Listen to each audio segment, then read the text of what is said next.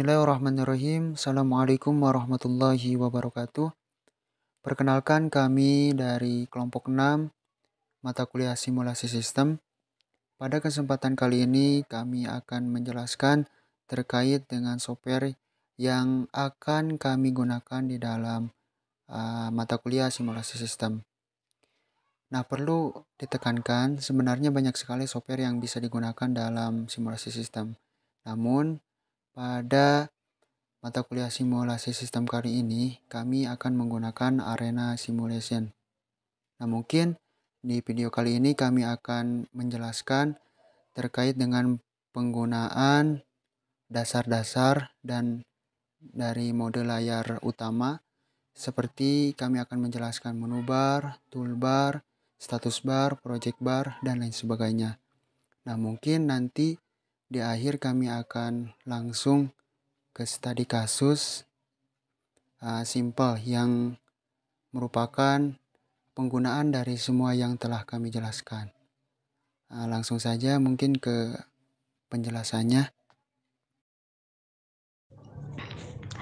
Baik, di sini saya akan memaparkan terkait menu bar yang ada pada software Arena, yaitu menu bar Arena secara umum terdiri dari menu-menu yang identik pada kebanyakan aplikasi untuk Windows, seperti ada menu file untuk manajemen pengguna, ada menu edit, ada menu view, dan tentunya terdapat beberapa menu bar yang disediakan Arena untuk membantu dalam pengerjaan modeling sistem seperti tools, arrange, ada object, dan run. Baik, untuk yang selanjutnya yaitu project bar. Project bar pada Arena terdiri dua hal. Yang pertama, flowchart module. Flowchart modul merupakan modul untuk membangun modul simulasi dalam Arena. Terdiri dari modul basis proses, modul advanced transfer, dan modul advanced proses. Yang kedua, spreadsheet modul. Spreadsheet modul merupakan modul untuk melihat status dari modul flowchart yang digunakan. Status yang ada didapatkan secara otomatis atau diinput secara manual. Selanjutnya, saya akan menjelaskan mengenai tools yang ada pada jendela models, yaitu di sini terdapat model Windows yang terbagi menjadi dua. Yang pertama ada flowchart queue yang berisi semua model grafis yang dibuat termasuk flowchart proses, animasi, dan elemen gambar lainnya. Kemudian yang kedua ada spreadsheet modul yang merupakan modul untuk status dari flowchart yang digunakan. Status yang didapatkan secara otomatis atau diinput secara manual. Model Windows Spreadsheet Queue ini merupakan window yang digunakan untuk melihat data yang terdapat pada modul-modul yang digunakan pada flowchart modul, seperti menampilkan model data, waktu, biaya, dan parameter lainnya.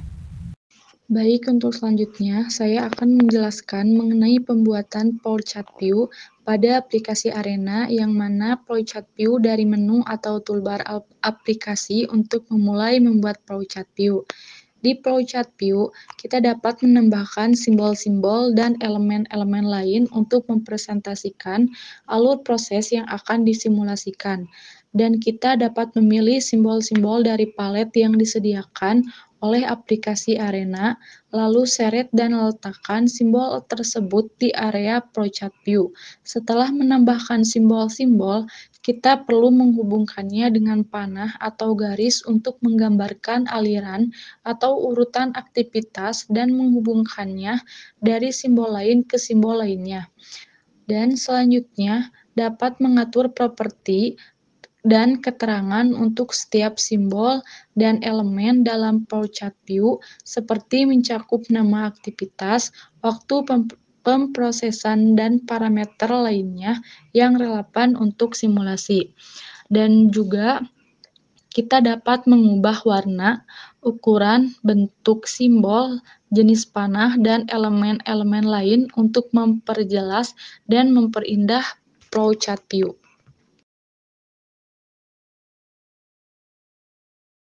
Oke, selanjutnya di sini saya akan menjelaskan mengenai status bar. Status bar di dalam perangkat lunak atau perangkat lunak simulasi seperti software Arena ini adalah area yang biasanya terletak di bagian bawah jendela aplikasi.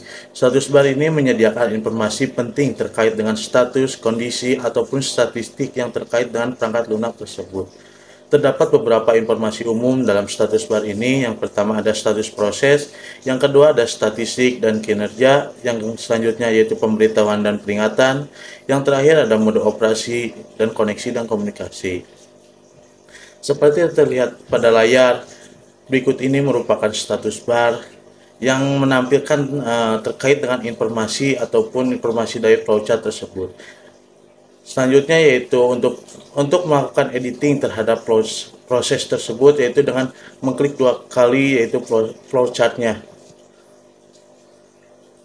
Terlihat pada tampilan yang pertama yaitu name. Name yaitu menjelaskan mengenai jenis entitas tersebut, Aripa ataupun mengenai judulnya yaitu start. Yang selanjutnya ada tipe. Tipenya itu terdapat beberapa tipe. Yang pertama ada random, schedule, constant ataupun expression. Selanjutnya ada value. Value ini menjelaskan mengenai waktu kedatangannya yang seperti terlihat pada layar, yaitu 1, dan untuk unitnya itu satuannya itu ada second, minute, jam ataupun per hari, yang artinya untuk kedatangannya itu selama 1 jam per kedatangan. Yang selanjutnya ada entitas per arrival. Entitas per arrival ini menjelaskan mengenai setiap kedatangan itu entitasnya itu ada berapa, seperti halnya terlihat pada gambar, yaitu entitasnya 1. Jadi setiap kedatangannya itu mengeluarkan entitas ataupun membawa entitas yaitu 1, ataupun bisa diganti menjadi 20, yang artinya untuk setiap kedatangan dalam 1 jam yaitu membawa 20 entitas. Selanjutnya ada max arrival. Max arrival ini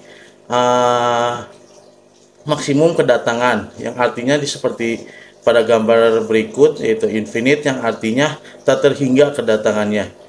Selanjutnya klik OK. Nah, seperti yang terlihat pada bawah dari status bar ini, seperti yang tadi kita lakukan editing, dan untuk name itu start, entitas tipenya yaitu entitas tipe 1, untuk tipenya yaitu konstan. Yang selanjutnya untuk setiap kedatangannya itu 1 jam, karena satuannya unitnya itu hours atau jam. Yang selanjutnya yaitu entitas per arrival, artinya entitas kedatangan. Yang terlihat pada status bar ini yaitu 1, yang artinya setiap 1 jam entitas yang datang hanyalah 1. Dan untuk maksimal arrival yaitu infinite, yang artinya tak terhingga, dan first creation yaitu 0. Baik, selanjutnya di sini saya akan mencontohkan sebuah studi kasus simple ataupun sederhana terkait dengan penggunaan dari yang telah dijelaskan oleh kami tadi terkait dengan penggunaan dari software Arena Simulation. Nah, di sini kita langsung aplikasikan dalam sebuah studi kasus sederhana. Nah, di sini saya sudah membuatnya, yaitu studi kasus sederhana mengenai antrian customer service pada sebuah bank. Nah, di sini ada 3 modul. Yang pertama ada customer arrival, kemudian customer service, kemudian ada customer dispose. Nah, di sini untuk ini memasukkan kalimat ataupun kata seperti ini, kalian bisa klik di draw, kemudian klik tag dan masukkan teksnya mau apa, dan kalian juga bisa men-setting fontnya mau apa, font stylenya mau apa, dan size-nya mau berapa. Kemudian klik OK, dan simpan di area yang kalian inginkan. Setelah itu di sini ada 3 modul, karena studi kasus yang saya buat ini sangatlah sederhana. Di sini ada customer arrival ataupun menandakan masuknya customer dalam sebuah sistem. Kemudian setelah itu ada tanda panah dari sini ke sini, customer service 1 ke customer service 1, yang menandakan setelah masuknya customer ke sistem, kemudian ada proses dilayani oleh customer service. Kemudian setelah itu ada customer dispose, yang menandakan berakhirnya sistem ataupun customer yang telah dilayani akan keluar dari sistem. Nah, setelah kita membuat seperti ini, kita harus men-setting terlebih dahulu. Ada beberapa yang harus kita setting dari setiap modul ini. Nah, untuk modul yang pertama kita setting, kita klik 2 kali. Nah, di sini untuk namanya kalian masukkan customer article, kemudian entity tipenya kalian masukkan customer, kemudian untuk randomnya, maksud saya untuk time between article-nya kalian masukkan random.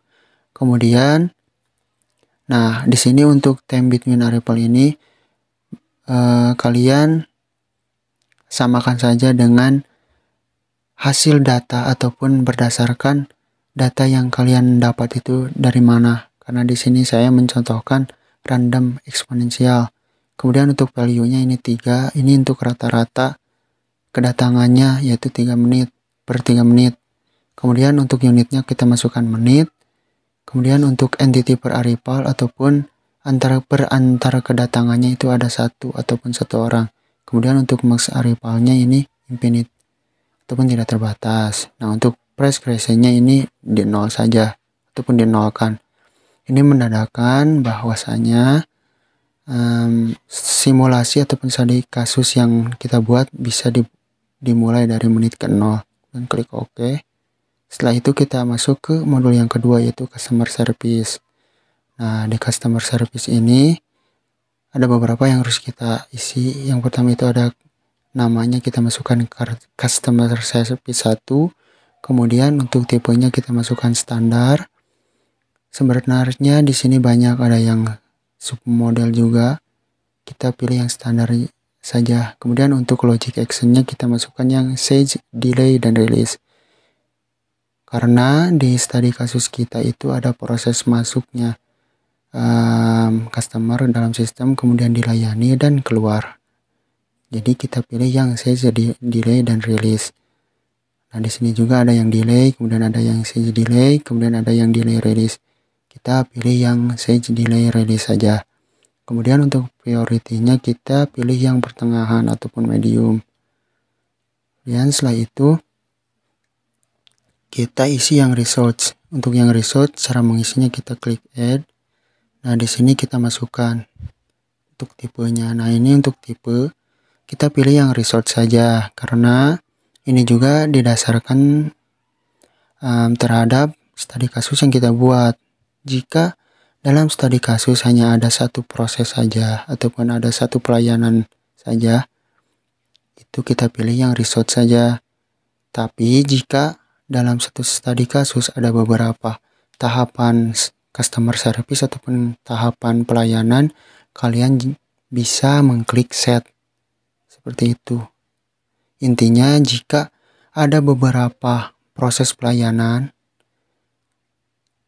ataupun ada beberapa proses yang menggunakan beberapa mesin, kalian klik yang set. Nah di sini saya klik yang result. Kemudian untuk ini result name kita masukkan result 1. Kemudian untuk unit to size per release-nya itu kita klik 1. Kemudian klik OK.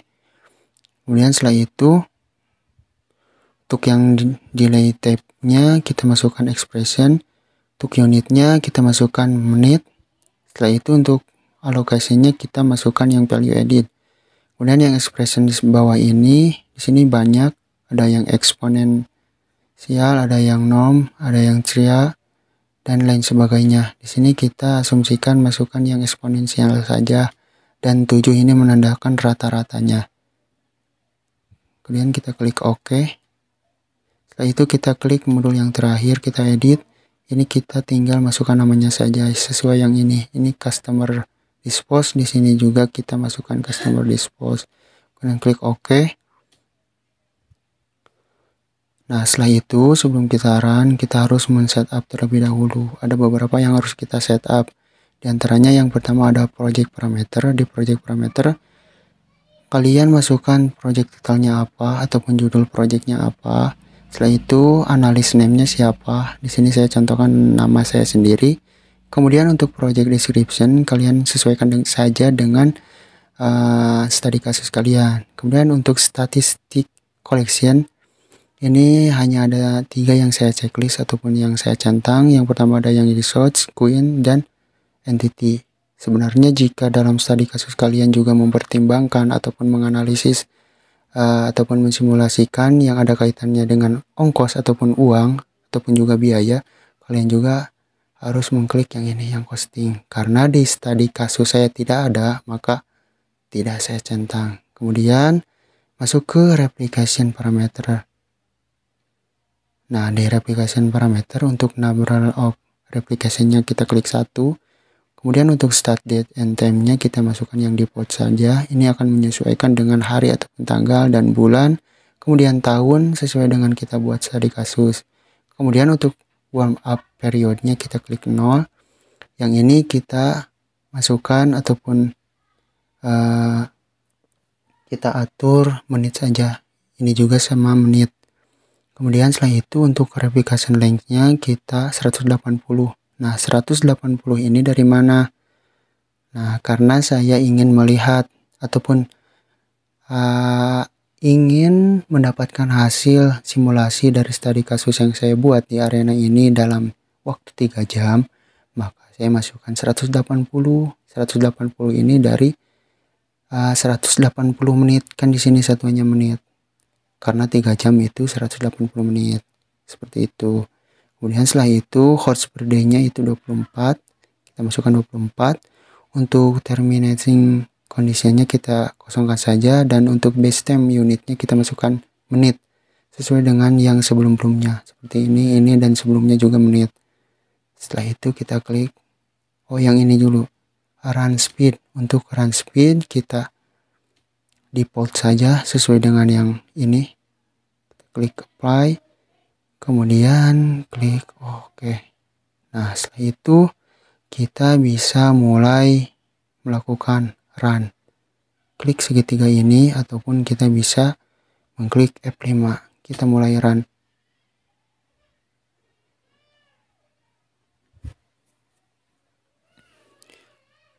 Nah, di sini sudah selesai. Kita klik yes. Dan kita juga bisa melihat hasilnya. Nah, di sini. Di sini di studi kasus yang telah saya buat di arena, yang disimulasikan di arena, ini hasilnya. Customer arrival di sini ada customer yang masuknya itu ada 59 customer, kemudian yang masih dilayani itu ada 39, dan terakhir customer dispose ataupun yang selesai dilayani itu ada 20, seperti ini. Di sini kan 59, di sini yang masih dilayani 39 dan yang keluar 20 tambah 39 berarti pas sama dengan yang ini 59, seperti itu. Mungkin hanya itu saja yang dapat saya sampaikan ataupun yang dapat kelompok 6 sampaikan.